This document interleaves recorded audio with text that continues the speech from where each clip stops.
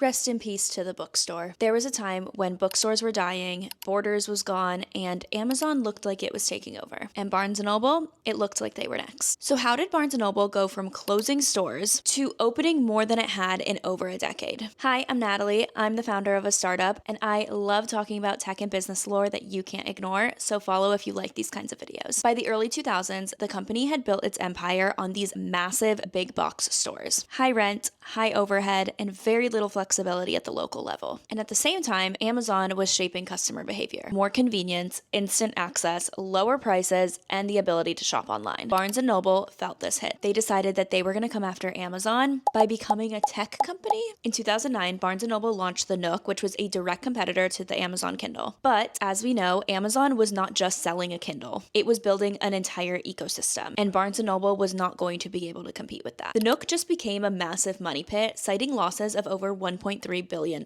And at the same time, foot traffic was dropping, sales were declining, and Barnes & Noble was shutting down 150 stores in the 2010s. All of those signs pointed to bookstores becoming obsolete. However, in 2019, Barnes & Noble was acquired by Elliott Management for $683 million, which honestly was a pretty good deal considering the size of Barnes & Noble. And then, of course, the leadership changed. Elliott brought in James Daunt, who actually was known for turning around Waterstones, which is the UK's largest bookstore chain. His strategy was very simple. Instead of running Barnes & Noble like a tech company, he started running it like an actual bookstore. Shocking. He did the opposite of what big retailers usually do, and he started giving power back to the local bookstore. Instead of corporate deciding what was sold, how much was sold, and what inventory they needed to have, local bookstores were empowered to curate their own inventory. So a Barnes & Noble in a college town might look a bit different than a Barnes & Noble in New York City. He also ended the aggressive pay-to-play model where publishers could pay a lot of money to get their books in the front of the stores. And if you walked into a newer Barnes & Noble today, it's meant to feel like a local bookstore, and that was intentional. A lot of Barnes & Nobles today are not these massive warehouse bookstores. Some of them are even as small as 5,000 square feet. And after decades of decline, Barnes & Noble has entered into expansion. They opened 30 new stores in 2023, 60 new stores in 2024, which is more than they had opened in the entire decade before. In 2025, they opened another 60 locations.